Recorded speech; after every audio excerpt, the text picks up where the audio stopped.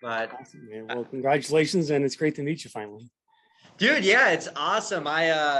You know, I actually watched quite a bit of your videos, and it was, I believe, last weekend. I was hanging out at home watching just e-bike stuff as usual, and I watched your light reaction video, and I was sitting there and I was like talking to you, like you were like saying things, and then like I was like, oh well, this is why we did that. And then like I felt, and I then reached out to Christian, who's our like influencer specialist. I'm like, dude, get me in contact with Chris, because I feel like I could totally just like run with them, and we could just talk e-bikes and everything. And Totally. I'm glad it worked out.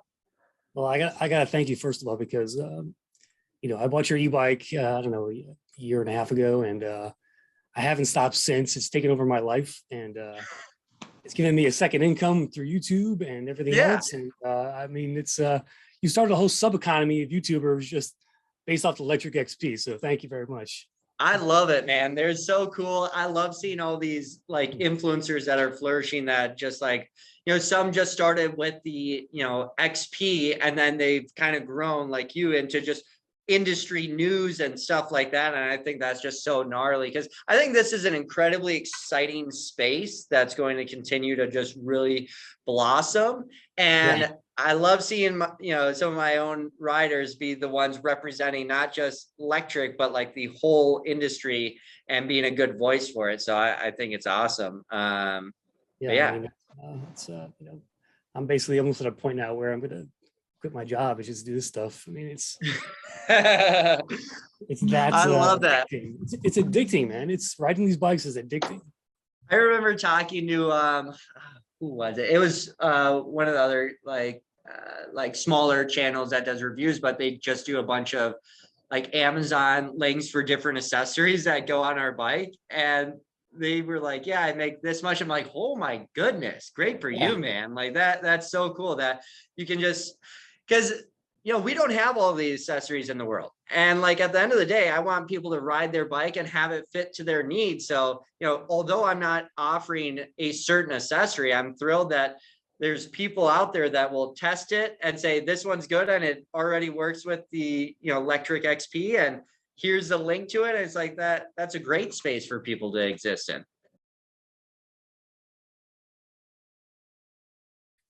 All right, e-bikers, I've got some breaking news to tell you about today. And joining me to help spread the word is Levi Conlow, CEO and co-founder of Lectric Ebikes. Levi, it's great to meet you, and thanks for joining me on Crisscross today. Dude, thrilled to be here and just be with this whole community and all the viewers that are going to watch this video. Appreciate all of you guys. But yeah, I'm always game to talk e-bikes. Excellent. So we'll do that today. And I got to say thank you again for, the Lectric XP helped me build this channel. And a year later, my electric videos are still the most watched ones I produce by far. I think Sweet. over 200,000 views, maybe at least. Wow. On some of those. So it's been a fun ride, and I got a lot more e-bikes to review now. So thank you very much for the. You're telling me things. I should be saying thank you. The reality is Lectric is just a sick product, but 50% of all of our sales are driven by some form of referral, whether it's like YouTube videos or just people out there being advocates, like word of mouth. It makes up so much. I mean, you guys struck gold with that, with the word of mouth, marketing. I mean, it's incredible. The community around Lectric is just incredible. I've never seen it before. There's like 7 different Facebook groups. Most bikers have one. It's like, it's just amazing what you guys have done. So thank you. Yeah, super fortunate for sure. So Lectric XPremium mid-drive, $17.99 on sale pretty soon. I think it's the first, correct me if I'm wrong, but I think it's the first foldable mid-drive in the market. We're pretty sure, right? Okay. We never know what's going on in Europe because that's such a vast market, but to our knowledge, it is the first folding mid-drive, 20-inch tires. Like, this is truly a unique thing. And I'll be honest, it came with its own unique set of challenges when trying to pair a mid-drive with a folding 20-inch system. But just because it's difficult doesn't necessarily mean it's not possible. And I'll give credit to Rob, my co-founder and childhood friend, for being up to tackle that challenge. Yeah. And I think it's the most battery for the price in the market as well, I think. Yeah. Might be a couple of ones out there, but do you still have to keep the key in it? That's one of my questions. No, you don't. You know, here's the reality, Chris, is we have a very small product development team, just a couple dudes, candidly. And the reason that crew can be really small is our customers berate us with feedback all the time. And like, even your comment section, like, we go into your comment section and other reviewers and commenters review sections, and we comb through, like, what do they want, whatever. And like, that's part of our product development process, is going through customer service inquiries and comments online. And then they kind of just tell us what they want. And it becomes pretty prevalent that people don't love the key location, right? And so then it involved us literally re-engineering our battery system. So now we completely moved to that top tube quick access battery. So now you don't have to go underneath, unlock it, fold it, and then pull it out. Now it's just, you know, you saw it maybe on the live, but you just turn a key and you pop out that top tube, and it's just easy, right? So I did bend my key at one point on the 1.0 they had it. Sure, I bet. Was it like a pedal underneath, like jammed against? Probably, yeah. I think when I folded it, something caught underneath it and just pushed it, you know, or something like that. But yeah, been there. Awesome. Is the motor, is that a Bafang motor? No. So it's kind of this hidden gem in the industry. Priority Cycles uses the same one, but it's by Truck Run. They're 500 watts, but man, they are feisty. You know, they peak at about 140 Newton meters. And so it's just, you know, so that's the actual Newton meter of torque that come with the bike, 140? Yeah, it peaks out at, well, up to 140 Newton meters. And, you know, it's tricky because so many people rate Newton meters in all these different ways, because there's pedal stroke and then there's, you know, wheel. But I think what's most commonly used, if you were to look at some of our competition that might be saying 120 or whatever, so if I hit the throttle, what's the Newton meters of torque just on the throttle?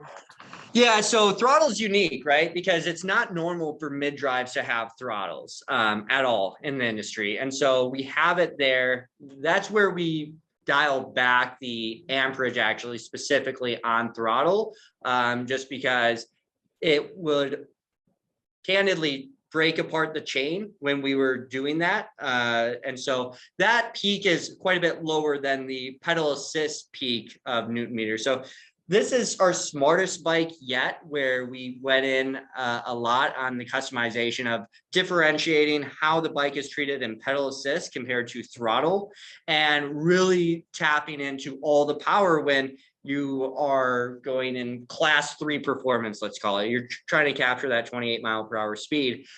You know, that was the focus mainly, was we need to, you know, really maximize output there, because that is when the chain is already in movement and everything. But if you're coming from a standstill, you know, and you hit throttle, we were literally breaking chains apart because there was so much torque. So, and like I mentioned in the live, where we had to custom do this drivetrain because this motor is so aggressive.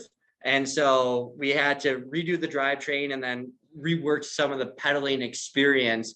And I think that's why this, you know, obviously pairs so well with the torque sensor, is that you put in the effort. You know, when you're not pedaling, it will never, you know, go without you, right? It's the problem with these cadence sensors is there's these separation between magnets, and that's why when you start to pedal a little bit, there's a little bit of a delay before it kicks in, and then when you stop pedaling, there's a little delay of it taking out. Yeah.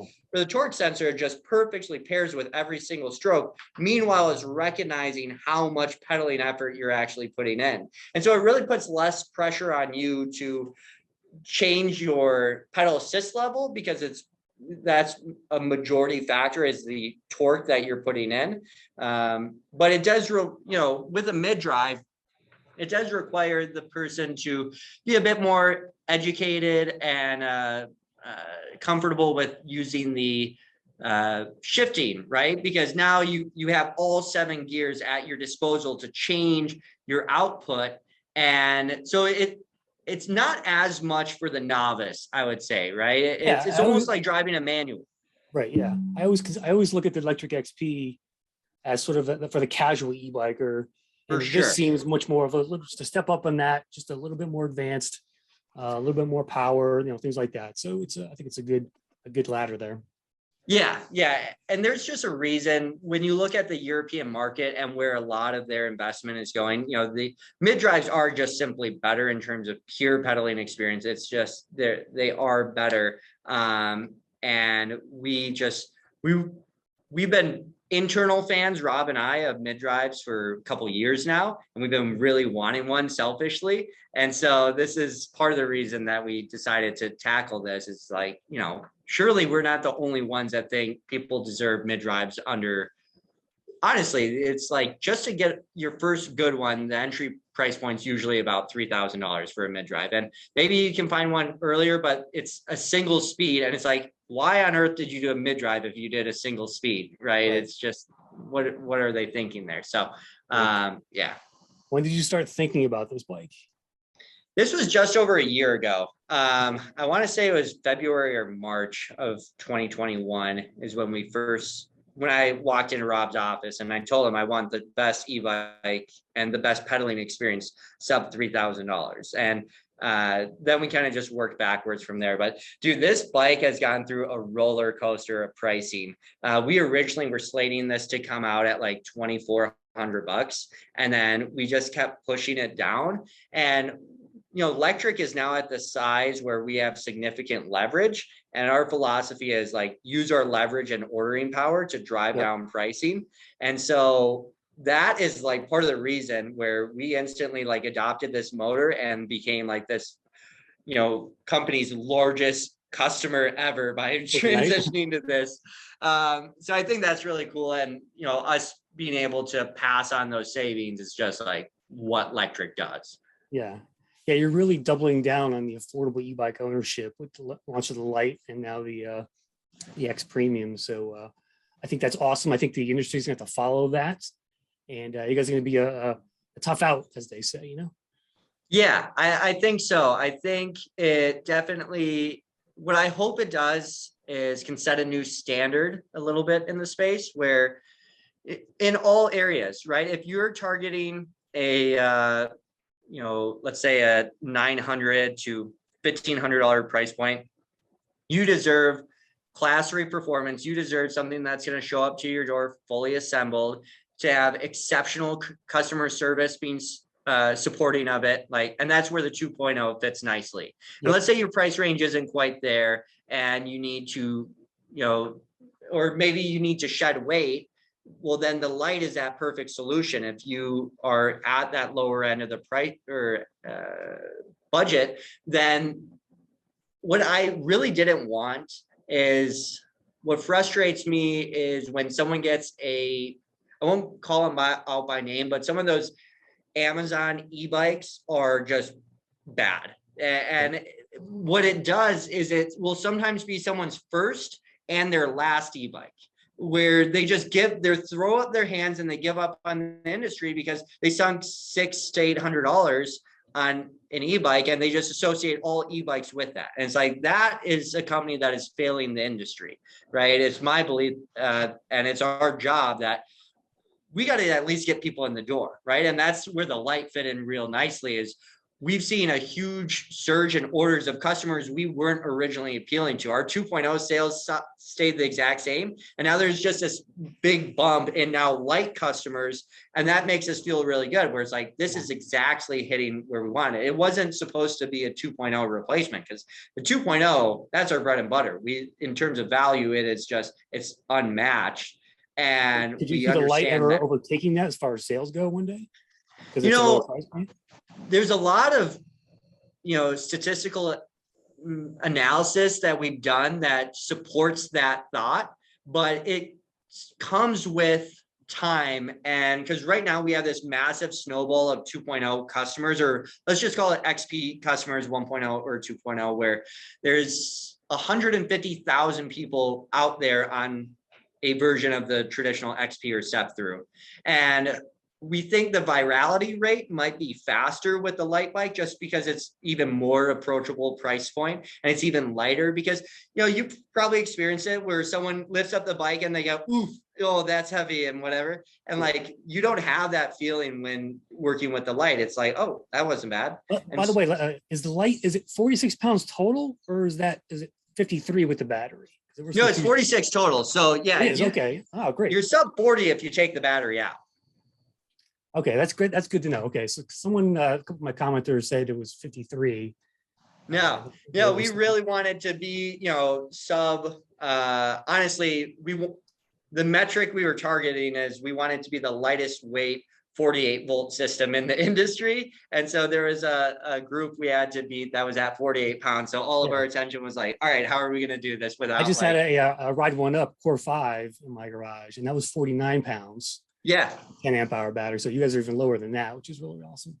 Yeah. No, it's sick. But, and then the XPremium is really interesting, man, because what we found is that's 75 pounds, I think, right? Yeah, it's 75 pounds. And, you know, it's when you look at one in person, it's the wheelbase is longer, and you kind of are just thinking like, dude, this is maybe a little bit more, because we're rocking 4-inch tires. You know, we had to add some length in order to do that dual battery on the back. And then the front suspension being double kind of elongates it as well. And so anyways, we like come out with this. I remember when we looked at the first prototype, it's like, dude, this thing is a monster. And it just like, and then performance wise, it kind of lives up to the look of it, where there's this hill right next to the Lectric HQ. And I remember very first ride, I was mobbing up it, full class 3 performance, 28 miles per hour up this hill. And I was like, oh my goodness, we've done something special here. So I think that's really sick. And like I mentioned, we have these 150,000 customers. What was kind of apparent over the last maybe 6 months, it was really spoken out during like the holiday rush, is we had all these customers that just loved electric and loved their bike. And then there were some of them that where it's like, I love you guys, but I'm ready for that next thing. Right. And exactly. then we ramped up the product development, because this has been like a year in the making, but the amount of product development we specifically did in the first 3 or 2 months of this year. Yeah, December and January and February was nuts in terms of product development on this one. And it was just all around this idea of, we got to get something that's going to blow our existing customers away that already have an expectation on electric, right? When you give us $999, you are met with a awesome e-bike. So if we're going to have the nerve to drive that price up, you know, what are we going to do? And so that's why it was like, we got to figure out how we're going to bring down mid drives to this price point, and then how we're going to bring the like more battery capacity available to them. They need the hydraulic brakes. It's just like, we just had this checklist going, and yeah, it was amazing. I thought you were going to do like maybe a 750 and the 2.0, maybe a 14 amp hour battery, kind of do a premium version that way. Did you guys think about that at all? We did. We for sure had conversations about it. You know, in my opinion, 750 watt hubs are just not worth it, right? I can already take too much battery out of there. Yeah, you're draining way too much. It's not efficient enough. So you would have to pair a 14 amp hour with it. And it's my belief that it's just in terms of overall performance, you would still have to pair it with the torque sensor just to even get any remote feeling of satisfaction. And it's just like, if I'm already going to do those things, right, why not just do really efficient system instead and make the investment there? Because it's my belief that as brands start pushing the mid-drive and those quantities go up, ideally mid-drives as a whole will begin to come down in price. That's my intention, is to really challenge the industry of, hey, if a customer is spending between $1,600 and $2,500. Let's maybe set a new standard on the industry of what that customer deserves. And they deserve a mid-drive if they're going to be, spending that much is my philosophy. And then I think 750 watt performance in class 3 settings is just, it's not as fluid of an experience. It's more of a jerky, and it kind of is just a explosive bat, and it's fun. Believe me, I rip around on some dual 750s, and like I love playing around on e-bikes, but I think the industry is going to kind of start having higher standards for actual experience while on the bike, where you can get some e-bikes where it just feels like a kit and they just threw on a ton of voltage and a big motor, and it's like, oh gosh, and you're just ripping around. And it's like, some people want the Cadillac or the, Mercedes feeling where you can get all of that, but you can actually be comfortable while riding at the same time. So I think that I just got a 1,000 watt in my garage, and I think it's fun to ride, but it sucks the battery like sure. That. I got like 16 miles out of it, I think it was. Yeah, no, and it's just like, I think that's the beautiful thing about the mid-drive with these dual batteries is it can really run a while. So in our actual do you think the mid-drive 500 watt is a better hill climber than, say, a 750 rear drive? Oh, absolutely. Not even in the same conversation in terms of hill climbing ability. Yeah, we have a lot of our competitors' bikes and everything, and it absolutely whoops a lot of them.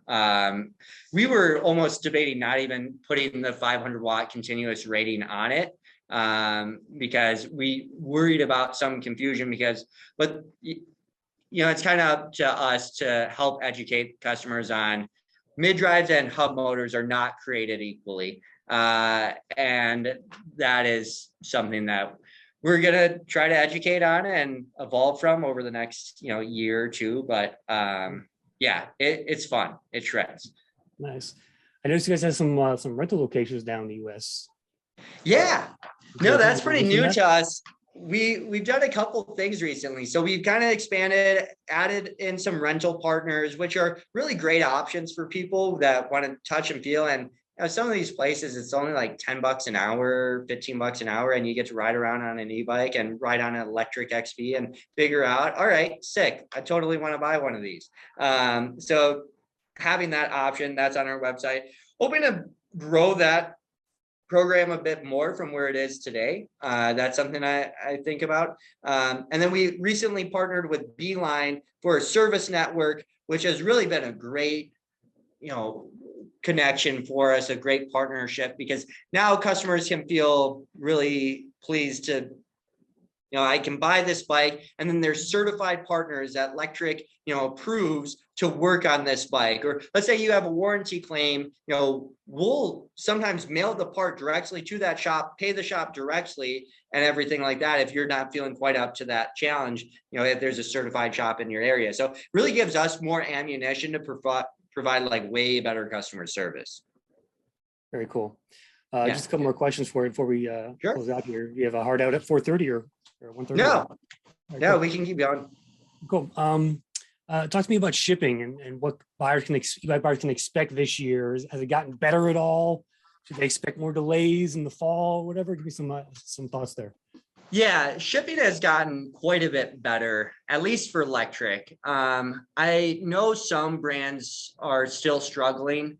I think, well, for context, Lectric last year was the second largest importer of electric bikes of any company. And we push the second most amount of units and everything like that. And so once you kind of have these economies of scale, you get moved to the front of the line a lot quicker. So speaking for Lectric, we've had, great success recently. These light bikes that we launched just last week, I know we were advertising like 4 or 5 week lead times, but I think we're going to start shipping those in like 10 days for 2 or 3 of the colors and everything like that. So they're already in the country. They're here in the US already, all the bikes. So for the light bikes, yeah, we have them already at the port and, everything like that. So there's been great improvement is what I'll say. There's still these pressure is that you kind of just roll with the punches, but as long as you're planning ahead, they don't hurt as bad. The XPremium, that one, it's a bit of a bummer just because of how far out, and we're literally ramping up the speed of the production of these mid drives. But we're going to start shipping those this June, and we once again build in a little bit of a buffer and conservative, because Lectric had this awful, reputation for a while where it's like we could not get our timelines right to save the life of ourselves. It was so frustrating for the customers and for us, candidly, where it's just like, oh my gosh, I feel like I'm constantly letting these people down. Yeah. And anyways, now we have like a full-blown distribution and logistics team here at Lectric that are really helping us get bikes faster. We have higher standards for stock levels now, where it's like, all right, we want this amount of bikes here in the US and everything like that. So I think that's really cool. But what's the coolest mod you've ever seen on Lectric? Well, so my personal favorite, because I don't love to play into some of the performance mods because insurance and whatnot. But what I do love is just when people get really creative with their light systems, and like people tap in and make these really sick light systems. Where I remember the first bike Rob and I made, we threw on just those lights that go on the spokes, and it's like, man, it's like a Tron bike and whatever. And now people have just taken it to way new levels where they run these lights, not just through the spokes and everything, but completely through the frame and everything. And it like has this glow and essence. And it's like, whoa, all right, this is way cooler. Yeah. We've even like talked to some people where it's like, how did you do that? Because like, and then they explain, it's like, all right, we can't scale that. That's not going to be able to be manufactured. But I love seeing people like individualize their bike, and it's awesome. Yeah. Someone's going to make a Tron bike one day. Watch, you'll see. I hope so, man. Sign me up. Yeah. Cool, man. Finally, just what's it like been for you in this last 2 years? I mean, what's it like to be the CEO of this big e-bike company now? You guys came from small roots, and what's the ride been like, and what's your life like today?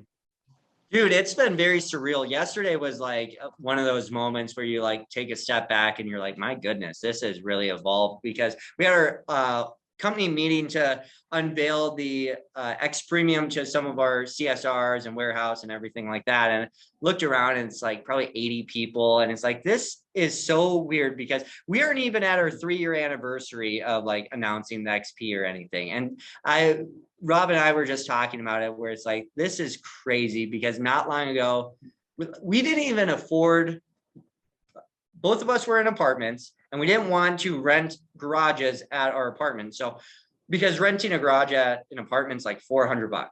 And it's this tiny little thing. And for $300, we could rent Christian's garage, who and have worked with, he rented us his garage at his townhouse. And we were in his townhouse, like doing this thing, just like Rob and I. And then eventually we like hired Christian and some other friends on. And then it just has kept ballooning and just growing and growing and growing. And, with it growing so aggressively, you don't get many opportunities to like stop and appreciate it. But yesterday felt like one of those days where I just felt this great pride and satisfaction, where it's like, man, we are on the right track. And the last week, somebody told us that we had hit our 150,000th e-bike, and it's like, that seems so unattainable, right? And we hit the 150,000th e-bike in half the speed of the second, or in half the speed of the previous record setter, which was Rad Power.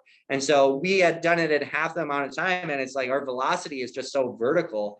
Yeah, it makes me really excited and optimistic on the future. And there's just these massive industry tailwinds coming behind it as well, that it's just, there's starting to be more infrastructure focus on e-bikes being a good solution. And like, today's Earth Day, and you see all these articles about people advocating for like riding your bike or your e-bike instead. And it's just like, it's a really cool time to be in. And I'm just super fortunate to be in the position I'm in. And be surrounded with a really talented team. The reality is Rob and I are both only 26 years old, and we just try to lean into really great advisors and team members to help us, navigate this thing. But it is a really, really fun ride. So yeah. Well, it's just as fun watching it as well from my viewpoint here, Levi's. But I appreciate what you guys do. And by the way, how often do you ride? You ride every day? Yeah. Well, I'm probably testing out some form of a product almost every day, just because I'm always curious what the dev team is doing. And so I get to ride some really fun bikes nearly every day, where I'll look at something that's like, wait, what is that? And then it's like, it's not ready. It's like, well, is it rideable? And then we got some dumb prototypes that we played around with, and like, some things that will never sell because they are so past the legal speed limits and infrastructure. But oh my gosh, some of those things are wicked. And yeah, I enjoy coming to work every single day. That's the truth of it. Well, I think my dream job too, man. These days, anyway. Good. My dad lives in Mesa, so I'll have to get out there. Oh shoot! Absolutely, yeah, man. We totally love when people can come out here. It's funny though. I'm looking at this place and all these team members here. It's like I'm gonna need a new location in like a year from now, and it's just like, man, we are running. It's fun. Yeah. Awesome. Well, it's been great catching up with you. Thanks for the info on the new launch today on the XPremium, and thanks for watching, everybody. So appreciate it, Chris. Bye-bye. All right, Levi. Thanks again. And yeah, we'll definitely meet at some point in the near future. Please. Love it. All right, man. Okay, man. Peace out. Peace out.